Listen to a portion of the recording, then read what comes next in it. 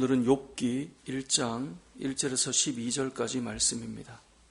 목회자들 모임을 할 때 보면 항상 교회 근황들을 좀 얘기하곤 합니다. 요즘 교회는 어떻다. 서로 이제 기도 제목을 나누고 하는데 그때 항상 이런 말들을 많이 해요. 우리 교회에 어떤 분이 계시는데 참 귀하다.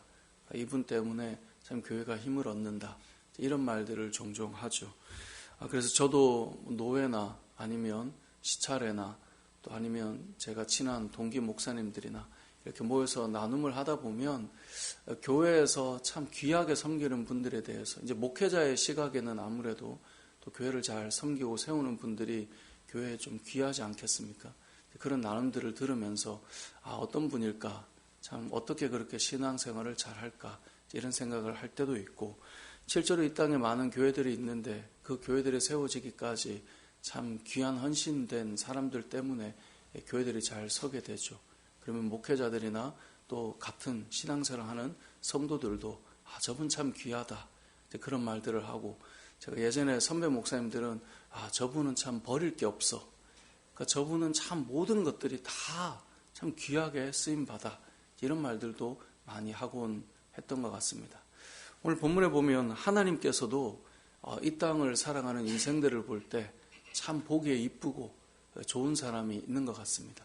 많은 사람이 있지만 특별히 이 사람 봤니? 이런 사람이 없다.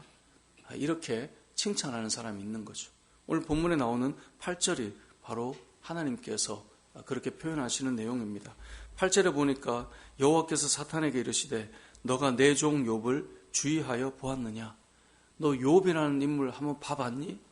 라고 말씀하는 거예요. 왜냐하면 7절에 보면 사탄이 온 땅을 두루 다니며 살피고 왔다고 하니 이 사탄이 산이 좋구나, 참 바다가 좋구나 이런 거 봤겠어요?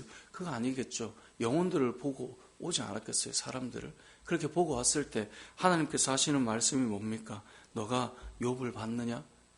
그런 사람이 없다. 그와 같이 온전하고 정직하여 하나님을 경외하고 악에서 떠난 자가 세상에 없다. 하나님께서 욥을 자랑하는 겁니다. 이 욥에 대한 내용은 1장 1절부터 5절까지 욥이 어떤 신앙과 마음을 가졌고 혹 자녀들에게 혹 문제가 있을지 모르는 마음 때문에 어떻게 하나님 앞에 제단을 쌓았는지까지 다 보여주고 있죠. 하나님께서 말씀하세요. 욥과 같은 사람이 없다. 하나님 보시기에 정말 너무나 보시기에 좋은 사람이 욥이었던 것입니다. 우리도 이런 사람이 되었으면 좋겠습니다.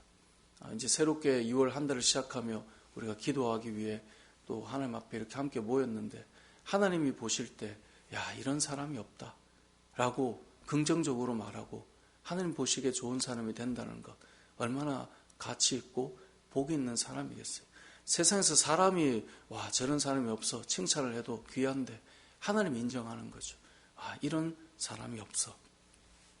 물론 이것 때문에 이제 욥이 고난이 시작되는 건데 하나님께서 이런 사람 봤니? 이것 때문에 이제 욥기가 펼쳐져 가는 거죠. 그런데 분명한 건 하나님이 욥을 어떻게 바라보고 있는가? 저와 여러분의 삶이 이랬으면 좋겠다는 거죠. 자, 그러면 사단의 대답은 무엇입니까? 사단은 항상 부정적이고 깨트리고 무너뜨리는 일과 참소하고 또 그런 대답을 하죠. 사단의 대답은 9절입니다. 사단이 여호와께 대답하여 이르되 욥이 어떻게 까닭 없이 하나님을 경외하겠습니까? 무슨 말이에요? 욥이 이유 없이 그렇게 하겠습니까? 하나님, 욥이 그냥 그렇게 하나님 앞에 잘하는 게 아닙니다. 이 사단이 말할 때 이유가 뭐라고 생각합니까? 10절에 보면 주께서 그와 그의 집과 그의 모든 소유물을 울타리로 두르심 때문 아닙니까? 하나님께서 그 집을 잘되게 하고 복을 주시고 보호해 주시고 울타리를 둘러주니 그런 거지. 그거 한번 걷어보십시오. 그 사람 별거 없습니다. 그게 사단의 반응입니다. 하나님께서는 욥을 인정했지만 사단은 뭐라고 말한다고요? 한번 쳐보세요. 다 드러납니다. 지금 이 이야기를 하고 있는 거죠. 저렇게 복을 줬으니 잘 되게 된 거 그렇게 믿고 의지하고 하는 것 아니겠습니까? 자, 하나님의 대답이 무엇입니까? 12절에 보면 그래? 그럼 한번 해보자. 이렇게 돼서 이제 일들이 일어나는 건데 욥의 몸에는 손을 대지 말고 나머지 다 너의 손에 맡겨볼게. 욥이 정말 그런가 한번 보자. 그게 12절의 내용이죠. 하나님께서 정말 욥이 그렇게 하나? 한번 너가 한번 해봐라. 이 모습. 어찌 보면 여러분 성경을 보면 항상 우리의 신앙의 관점은 사람이 하나님을 신뢰하는 모습인데 오늘 본문을 읽다 보면 하나님께서 욥을 얼마나 사랑하고 욥의 신앙을 얼마나 믿어주고 있고 욥을 얼마나 사랑하고 받아주고 있는가가 보여져요. 어떤 사람을 대할 때도 그런 거 있지 않습니까? 저 사람이 이러이러해요. 아유, 그렇지 않아. 한번 해봐. 만나보면 달라. 지내보면 달라. 겪어보면 달라. 잘못 알고 있어. 라고 하는 그런 사람들이 있는 것처럼 하나님께서 이 욥에 대해서 너가 한번 해봐. 욥이 어떤지. 하나님께서 이 정도로 표현하는 사람이다. 정말 대단한 사람 아닙니까?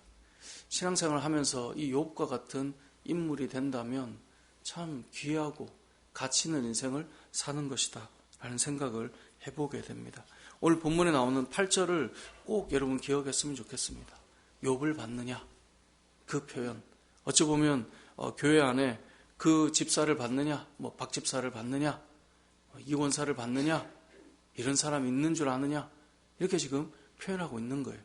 오늘 본문의 내용 우리에게 적용해 보면 좋을 것 같습니다. 자, 이러한 내용 속에 우리가 또 한 가지 대화 중에 알 수 있는 것은 사탄은 하나님의 손 아래에 있다라고 하는 것을 오늘 본문을 통해 알 수 있습니다. 왜 그렇습니까? 사단이 욥을 치려고 할 때에도 하나님께서 범위를 제한해 주시죠. 결국은 사단이 하나님의 손 밖에서 할 수 있는 일은 없다라고 하는 것을 오늘 본문은 우리에게 알려줍니다.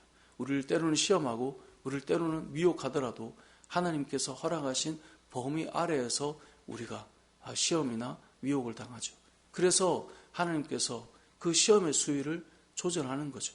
그래서 사람이 감당할 시험밖에 우리가 당하지 않는다라고 표현하는 이유가 왜 그렇겠습니까? 이 모든 것들을 하나님의 손 아래에서 조절하시기 때문에 그런 겁니다. 우리에게 어떤 어려움이 온다 해도 그 모든 것들은 하나님께서 범위를 제한해 두셨기 때문에 우리가 무너지지 않도록 때로는 정말 감당할 수 없으면 피할 길을 내셔서 인도하신다는 것을 알 수 있어요. 또 한 가지 오늘 이 내용에서 알 수 있는 것은 사단은 온 땅을 두루 돌아다니고 있다라는 거예요. 사단이 온 땅을 두루 돌아다니는 것, 앞서 말한 대로 여행 다니는 게 아닙니다. 세상을 하나님 참 잘 만드셨네. 이거 보려고 막 온 땅을 두루 돌아다니는 게 아니겠죠.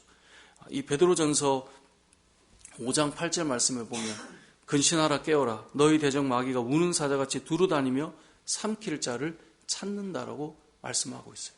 사단은 끊임없이 삼키고 무너뜨릴 자를 찾고 다녀요. 온 땅을 두루 돌아다니고 있는 거예요.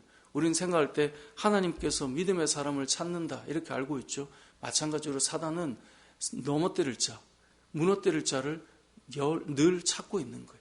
우리가 늘 믿음 안에 있다라고 하지만 어느 순간 우리가 와라락 무너져 버리는 경우가 있어요. 왜냐하면 사단은 그런 틈을 늘 보고 우리를 무너뜨리고 하기 때문에 그런 것입니다. 이러한 상황 속에서 사단과 하나님과의 대화 속에 우리가 기억해야 될 것, 오늘 본문의 이 8절의 내용, 저는 2월을 시작하며 이러한 믿음의 결단이 있었으면 좋겠습니다. 하나님께서 여러분을 볼 때 이러한 사람을 받느냐, 정말 이 세상을 살아갈 때 이렇게 나를 경외하고 이렇게 나를 신뢰하고 이렇게 믿음의 결단을 가지고 살아가는 사람을 받느냐, 내가 내 종 욥을 받느냐, 주의하여 보았느냐. 이것이 욥의 이야기가 아니라 이 시대를 살아가는 저와 여러분이 이러한 인물이 되시고 또 그런 마음으로 이 땅에 거룩한 영향력을 펼쳐가는 저와 여러분의 삶이 되시길 주님의 이름으로 축복합니다. 아멘.